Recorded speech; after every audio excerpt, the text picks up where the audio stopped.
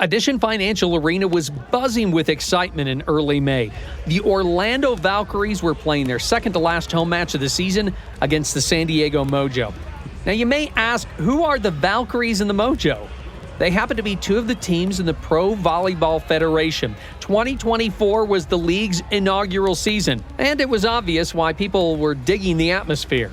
I mean, they've got a drum corps to get people revved up. They've got giveaways and stand-up dining along the baseline, right next to the court. Preteen volleyball players Layton and Reese were sitting courtside with their teammates, enjoying the match. I just like that they're a home team. I like that it's like a team effort. The volleyball was impressive, too. I think that a lot of viewers watch one match and they're hooked. This is former Valkyries outside hitter Gillen. Typically, the women's version is the version that you would rather watch because of the strategy. And so just to give this platform to women and give us the same opportunity means a lot. I think it's huge that the little girls can watch. Orlando coach Pauly. It's just more motivation for them to train hard, love the sport, want to play in college, and now there's a little bit of a path afterwards that they can continue to play the sport that they love. Loving volleyball perfectly describes middle blocker Maddie McLaughlin. Honestly, since the time I was like 6 years old, it's all I've ever wanted to do was to play sports at the highest level possible. But not that long ago, Maddie's dream of playing professional volleyball or even playing college volleyball at Arizona State University didn't seem possible. What if I'm sick forever? What if I never get to play sports again? What if I have to give up on my childhood dream of being a professional athlete? Welcome to BYU Radio's Big Stories, telling the amazing and inspiring tales from the Big 12 and beyond. I'm your host, Cleon Wall. Our episode, Maddie McLaughlin Will Motivate You. Maddie cheered her Valkyrie teammates from the sideline in the match against the Mojo. She was not dressed to play, but intently watched the game and shouted words of encouragement. Orlando lost, but it didn't dampen the spirits of the young autograph seekers asking Maddie and others for their signature. Other fans wanted pictures with Maddie and teammate Carly Graham. Few probably knew of Maddie's struggle to become a pro volleyball player or the self-motivation she needed to stand on that court. Maddie's parents, Mary and Peter McLaughlin, saw that determination early in her life. She was so calm and so sweet, and she just was easy. Then, she figured things out and her will force kicked in and she wasn't quite as easy. It was like she came out of the womb an athlete. And somebody that was just adventurous. There were times when we would be in the backyard and she would just start walking in a certain direction. And we'd be like, Maddie, come back here. And you'd have to run after her to get her to stop. And then you'd carry her back, put her down, and then she'd just start off again, just marching like in a straight line. I didn't understand that my childhood was maybe different than the norm. My parents were very clear that there wouldn't be any screens in our house. And most of my childhood was spent outdoors. And so my parents would just push us out in the morning and, we would complain, of course. And then as soon as we were out there, we would just be coming up with games or just, hanging out with our neighbors or whatever it was. And we'd be out pretty much all day and then they'd call us in for dinner. And of course we complained again for that too. But yeah, so my childhood was very active, outdoors, like 90% of the time. There was a beehive that was in our shed.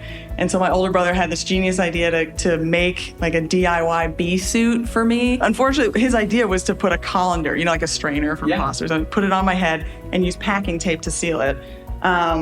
And unfortunately, he taped it straight to my hair without realizing it. And so I had bald chunks after that. It was a rough moment. But it was that kind of stuff. We were always up to just random creative machinations of all sorts. As I've gotten older, I have gained such an appreciation for how my parents raised us, especially without screens, because I think we learned how to interact socially with each other, and with our neighbors. I'm a proud papa because I love the way that she can interact and get along with anybody. When she was about 7, a friend of ours from the school said, hey, there's a foot race over at this park if your kids are interested. And Maddie was the only one that was interested. And she had no experience with organized sports, none. And the kids all lined up, and it was boys and girls, and there were maybe 75 kids in a big green field. And I moved down towards the finish line with all the other parents, and we were standing around waiting. And then the gun went off, and the pack just took off. And I'm watching. I'm like, oh, there's this, this boy out. Boy, he's really outstripping everybody. And it was like, that's Maddie. She had really short hair at the time. She looked like she was standing still. She was so calm and so relaxed, and she won. And I remember coming up to her afterwards and saying, you won. And she was like, yeah, I did. Like, it was like, well, of course, Mom, I decided I wanted to run faster than them, so that's what I did. She had an ability to pick up kind of anything, any sport, and be pretty, actually, I'm gonna say really good. She had a drive and an interest and a delight. Like, playing any sport, it didn't matter what it was. She was absolutely over the moon to do it. We would do soccer and then basketball and track. And then I also did softball and swimming, just a whole sports sampler. But one sport she didn't take to was volleyball. There was this sort of startup league that was going on, and they had practices at my middle school. And so I showed up one day, and they needed extra bodies, and so I was like, all right, why not? But I couldn't stand the sport. I was terrible at it. I had absolutely no affinity for it, and I was not having fun. She's like, volleyball seems like a stupid sport. I just thought it was the dumbest sport I'd ever encountered. It's amazing how one decision can change the trajectory of someone's life. Maddie's best friend was a volleyball player as the two were entering their freshman year of high school. And I'd heard rumors about the soccer team at my high school that they weren't the best of girls. And so I thought, okay, you know what? I'll just do volleyball. Why not? And that's when I actually started to take it seriously, and I got a little bit better, and I was like, okay, all right, maybe I don't hate this sport. I tried out for JV, made JV, and then got called up to varsity. After volleyball season, Maddie dove right into basketball. And it wasn't too surprising when she got sick. There was a nasty case of pertussis, whooping cough, going around my basketball team at that time. And so it just started out with a cough, which we thought was fairly benign. And so I missed a couple days because I was just coughing so violently. But we didn't really think much of it. We thought, okay, this will pass. I'll go back to school. From there, it just was like I became weaker and weaker and weaker and more physically incapacitated. Her brothers went back in January and she stayed home. And I kept thinking, oh, well, this is temporary. She'll kick it. But we couldn't figure out what it was. I started developing a bunch of seemingly random symptoms. And so it quickly became clear that it went beyond the scope of pertussis. And so I went to all sorts of specialists and doctors, and we kept waiting for me to turn the corner and get better, but it just didn't happen.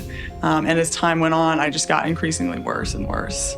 I can't even tell you how many doctors we went to, how many people we enlisted to try to diagnose this. And we just kept coming up empty. At the worst, I would wake up, and the best way I can explain this to people is imagine running a suicide sprint. Most athletes or even non-athletes can relate to that. You down and back, down and back, down and back. You come back and everything is on fire, basically. Your lungs are screaming at you. You can kind of hear your heartbeat in your ears, right? Like it's pounding in your head, and you're exhausted and you just want to lie down. That was the feeling that I would go to sleep with, and then that was the feeling that I would wake up with too. It was weird because my brain was fine, cognitively I was perfectly healthy, but physically I couldn't do anything. Maddie found solace in humor. Laughter is the best medicine. I 100% subscribe to that philosophy. So I would just be lying in bed and I just found Ellen DeGeneres and all the Jimmys, the late night talk shows, and even just stand-up comedy because I wanted to laugh. There wasn't a whole lot of joy in my life at that point. A friend also provided a social lifeline at the end of the school year. She came over, I remember, with her mom and brought me a yearbook after the end of that freshman year. And she had people sign it for me. And so she came over and brought me that. And then, I sent her an email thanking her for that. And that just set off 765 emails or something. And so yeah, she was fantastic. But the mysterious illness lasted from one school year into the next. And by that time, the district was no longer providing a tutor. They only provided it for her first year. So her sophomore year, she did a homeschooling cooperative. She lost a ton of weight. She got super, super skinny. That was a little scary.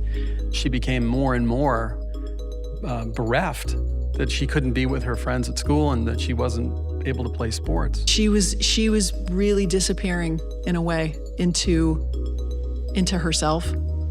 She was pretty lonely, I would say. She had lost touch with a lot of people from high school. Being in pain 24/7 was inordinately challenging, but then at a certain point, I think the mental health part of it became more of a struggle for me. We had the East Aurora Advertiser, this newspaper that would show up every Thursday, and it always had a sports section and pictures of all the sports team doing, whatever they were up to. And it got to the point where I couldn't even look at those pictures, I couldn't even. It was like I was sidelined, but I couldn't even be on the sidelines. I wasn't even able to go to the games or to kind of be there in spirit. It felt like I was just so distanced from everything, which was wildly isolating. I treasure human connection and being around people. I love it. And so to not have that all of a sudden and to feel like my friends were kind of one by one just slipping away was really, really hard. I never got to the point of thinking, wow, I should see a therapist. I resisted it. I avoided it like the plague. And I honestly didn't even realize that I was depressed. And so it wasn't until my parents sat me down and said, you have to see a therapist. And I still put up a massive fight. And I think I'd just fallen into that trap of like, oh, I don't need that. I'm sure that's great for other people, but personally, I have no need. But they just said, well, tough luck, you're a minor, so here we go. And so they got me going with that. And I think it's why I'm here now. Like I almost don't even have the words to express what that did for me. It was so demoralizing. There is a feeling of helplessness that comes in. And in my private moments, I was feeling like, is this it? Maybe this is the one that I can't do anything for. Maybe this is just going to be the way she is for the rest of her life. After almost 2 years of fighting to function on a daily basis, Maddie finally received a diagnosis: Lyme disease. But first we went full Western medical approach. And so that was just carpet bombing myself with antibiotics, basically. So we did that, and I ended up with a gallbladder attack because I think we may have overdone it a little bit. But words of wisdom from Maddie's therapist kept her going. I was handing over a lot of my power to doctors, saying, okay, I need you to fix me, give me the silver bullet. And so she helped me to realize that I had a lot more say in my own health journey than I think I had realized at that point. And the switch was, I'm going to have to heal myself. In retrospect, she and I both think that was one of the most helpful therapies of everything that she did. The McLaughlins tried alternative remedies. Mom and daughter drove across the Canadian border from their New York home to receive vitamin C infusions and ozone treatments. There was a moment when Maddie was sitting in the lounge, she having an IV, and I would either sit with her or I'd be in the waiting room, and I came in and it was finally empty and she was in there by herself, and she said, there are some people here. There was one girl in particular who had had Lyme for like 13 years or something. And she said, I can't let that happen to me because I don't want this illness to define me. I don't want to be the sick one. There were moments when I felt like I literally cannot live like this. It's really hard for me to kind of put this into words, but it felt like I have to overcome this. I have to beat this, because I was miserable every day, in pain, mentally, physically, emotionally, and it felt like that can't be my future. I can't keep doing this for decades. And that felt like a turning point in a sense. At that point, we went full alternative, and I went on this really intense detoxification diet. It was fruit and vegetables, cooked or non, but mainly non. And then that's it. That's it. No nuts, no seeds, no beans, no dairy, no sugar, no meat, no oils, nothing. Just fruits and vegetables. And I had to bring in a cooler, to just pack it full of fruits and vegetables because we had to have so much on hand. And she did that for 6 months without cheating, without doing anything else. And I would say within a month, we could tell the difference. She could tell the difference. All of a sudden, she could do a push-up. All of a sudden, she could walk beyond the mailbox. You know, something was coming back. Energy was coming back. Toward the end of that 6-month period, it was the summer, and we went to Cape Cod. And I remember being astonished because she was riding a bike alongside me, and she was going just as fast as I was going. And I was like, Maddie! And she had this huge smile on her face. And then maybe the next day we went kayaking and she was paddling her own boat. And this sounds like nothing, especially for a pro athlete, but for Maddie at that point, this was unbelievable. But the miracles didn't end there. I had always wanted to return to sports. The summer before my senior year, I sent an email to the head volleyball coach and I said, hey, I don't know if you remember me, but here I am. Coming up next on Big Stories, Maddie makes her sports comeback. Hey everyone, Cleon Wall here again. I'm inviting you to check out another BYU radio podcast. It's called Deep Blue. It's where you get the true stories of BYU athletes and coaches from their own mouths. It's hosted by my colleague, Jason Shepard.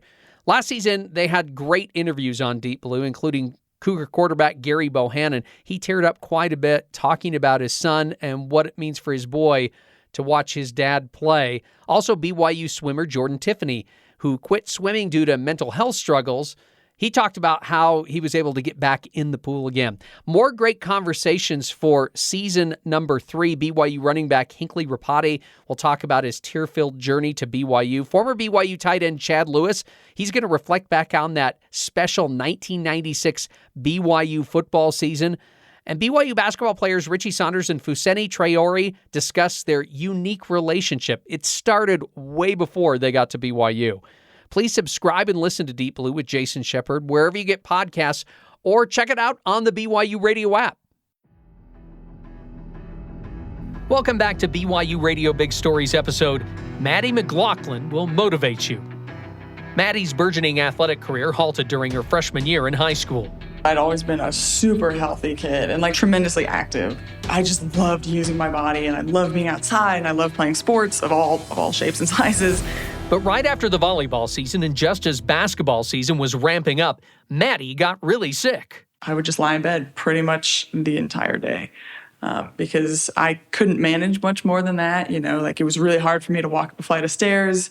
I would have to sit while I was taking showers. I was miserable every day, in pain, mentally, physically, emotionally, and it felt like that can't be my future. I can't keep doing this for decades. After suffering for around 2 years, Maddie found out she had Lyme disease. I ended up going towards more alternative medicine. Vitamin C infusions and other sort of alternative treatments.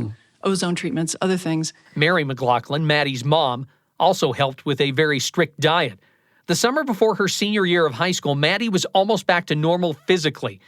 And that's when she emailed her volleyball coach telling her she was back. The good news is I grew. I'm 6'2" now. I think I was 5'10" or 5'11" when I had checked out. And she's like, great, come to tryouts. It was really disorienting because I was used to being the fittest person in the gym and the fastest, and I could jump well. And suddenly I was, the last person to finish on the wind sprints. And so that was hard mentally because there was a lot of, I think, doubt for me, can I actually return to my former athletic self? Maddie was also slowed down by the fact that she had only played about 4 months of high school volleyball before she got sick.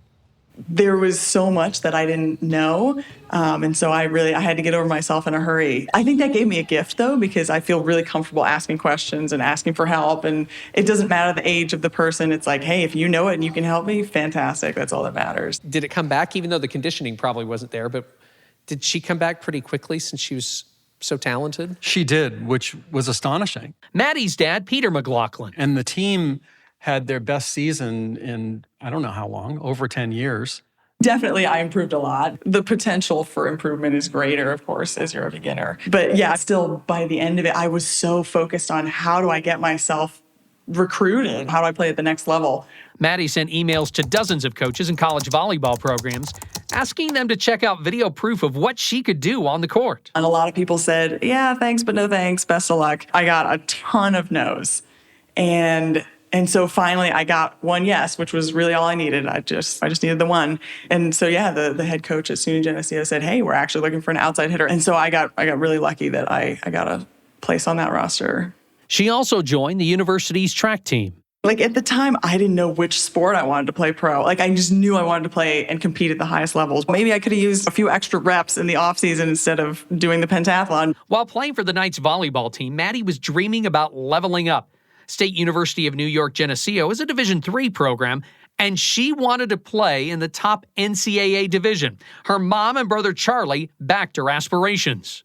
And so I finally walked into my head coach's office and I just burst into tears because, it was very overwhelming. But I told her what I wanted to do and she was super supportive of me. And then I just went outside, sat under a tree and cried because, I had this feeling of like, what have I just done? Like, how amazing that I was able to play in college, and did I just blow that up? She started doing her research on Division I college volleyball programs. Maddie didn't think she could play for one of the top 50 teams and decided to focus on the next tier down. Charlie wasn't having it. And he said, hang on. If Texas said, hey, we really want you on our roster, would you say no? And I was like, well, obviously not, Charlie. You're just being ridiculous. He's like, well, why won't you send an email then? And it sounds really simple, but his logic kind of threw me. And so I realized he was right. And he was saying, what is the absolute worst that can happen? They say no, or they don't respond to your email. That's literally the worst thing that can possibly happen in this scenario. And so I said, okay, fine. So she sent out, 25 to 50 emails to all the coaches of these different places. And lo and behold, ASU wrote back, Penn State wrote back. Stanford had always been the dream school because my mom had been there. Stanford wrote back and said, no, thank you. Kevin Hambley, the head coach, I think forgot that he had responded to my email. He said, hey, Maddie, thanks for reaching out. At this point, we're not recruiting or whatever. A nice way to let me down easy. And then a day later, I got another email saying, hey, Maddie, actually, yep, we don't need you here. So it kind of became a joke in my family that Kevin just wanted to keep rejecting me. Two schools showed a lot of interest in Maddie: Creighton and Arizona State. And when she went out there, she was thinking, I don't want to go to Arizona State. She honestly didn't. Yeah. That was not her first choice. She thought, I'll get some practice at Arizona State, interviewing and meeting the team and everything else. And then from there, she was going to fly to Creighton. And she thought that's where she was going to be. I got to ASU thinking it was just some big party school. I'm like, whatever, it's on the way to Creighton, I guess, whatever. But I went out there and just completely fell in love with it. The place, the people, the environment, everything about it. It was surprising, but I completely fell in love with it.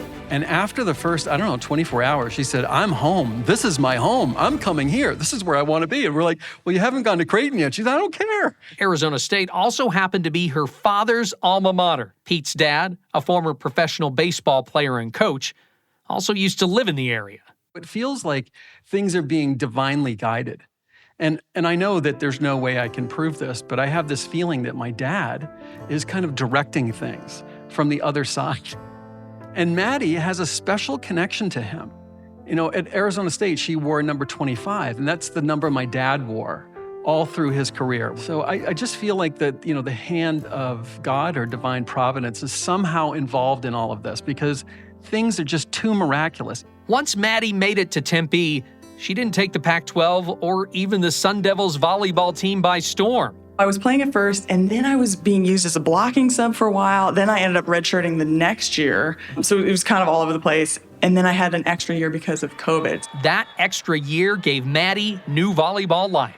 She is going to give 100% of what she has in every single thing that she does.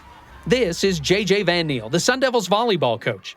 He was hired to take over the ASU volleyball program in 2023, Maddie's final season.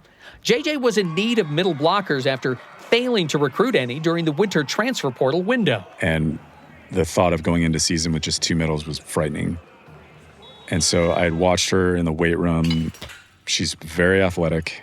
I think when we tested, she did like 18 chin-ups in a row. Good squatter, good jumper. And one of the things that middles have to do is they got to be able to work their butt off over and over and over again. They don't get a lot of credit. And I was like, man, that's like right up Maddie's alley. And then I went with my gut and I just go, I'm pretty sure we got to make this move. It was a spring practice and he came up to me and he said, Maddie, have you ever played middle? was like, no. And, you know, I barely played as it is, but certainly not middle. And if it'd be okay with you, I think I said, can we just go for 1 week and then I'll check back in with you? And if you're just like, no, then hey, I'll move you back and you'll compete at the pin and no harm, no foul. And she goes, look, if you think that's where you need me, then I'm in. And she loved it. When JJ moved her into the middle position, it was like almost like a light went off. This is Maddie's former ASU teammate, Geli Cyr. You could just see how athletic she really is and like what she brought to the table. And the rest is history. During that last season, Maddie started every game but one. We were playing Colorado. It's close to the end of the match.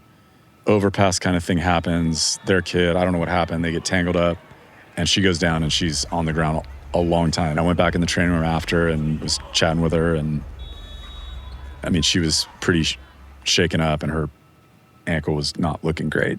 I just remember saying, listen, this is not about you getting back for Sunday's match or next week's match. We're going to take our time. And she's like, I'll be back for next weekend. The next day, it's Saturday morning.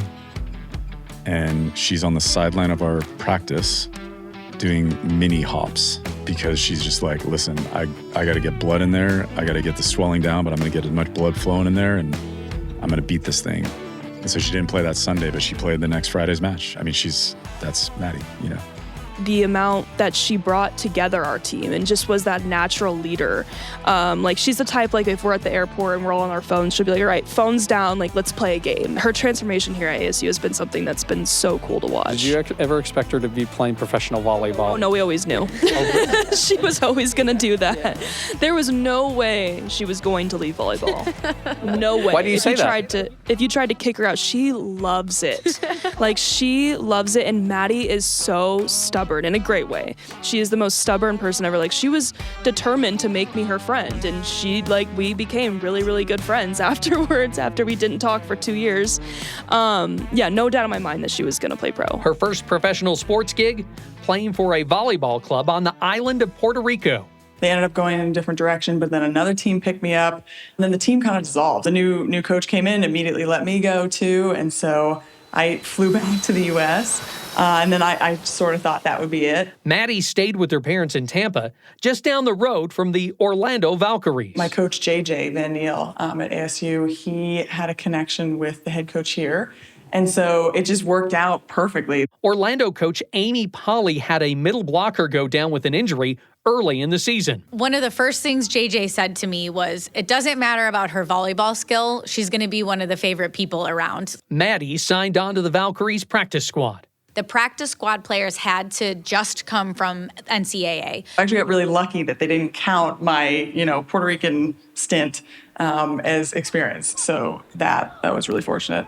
The initial conversations were, you're not going to play because your role is to be a great practice player, be a side two, help us scout, help us kind of get better at the things that we need to. But we're also going to try to train you and help you get ready for next season so that you can make an active roster. So I'm kind of in every drill, doing a whole lot, which is great for me because I get to really develop and train a ton without having to worry about, breaking down physically or needing to be ready to go for game day or whatever. She's a fighter, and she gives it to me in practice. Our head coach came up to me in the airport one day and she said, hey, this is going to be your new roommate. This is Carly Graham, Maddie's former teammate in Orlando. It was her first day. I'm like, I don't know you, you don't know me, let's go walk and talk. And that's exactly what we did. And I shared my story with her because she was asking me all these questions, and I'm like, okay, now it's your turn. And so then I started flooding her with the questions, and she told me her story, and I was just like, my jaw was on the ground. I was so in awe of her story, and it's just so crazy to think that she is here playing professional volleyball when so many people told her that was probably not possible. What's it like being a professional volleyball player? I mean, personally, I still kind of get butterflies every time I hear somebody say that to me because there was a long time in my life that I didn't think that would be possible. And so just hearing the word professional in front of it is just thrilling to me. After her stint in Orlando, Maddie signed on to play with the pro team in Spain. Every person I interviewed was in awe of Maddie's perseverance. I'm one of them. That's why I wanted to tell her story. But Maddie didn't think of herself as an inspirational icon at first. I dealt with a lot of anger right after my illness because I felt like, why me? I kept getting struck with that feeling of everybody else got to have the traditional high school and athletic experience. But a story Maddie's mom told me encapsulates how far Maddie has come. In her one and only season as a high school track athlete, Maddie muffed it while running the 200-meter race in her first meet. She's running, and then it's like her legs just give out. And she just absolutely face plants onto the track. And it was one of those things where you heard like the entire crowd just go, oh! And so I just stood back up and ran across the finish line dead last, and then tried to get out of that track meet as soon as possible. That may have been Maddie's most important life lesson. I think as I've gotten older, I've realized it is a marathon. It's not a sprint, you know? Ironically enough, because I was running a 200, so it was a sprint.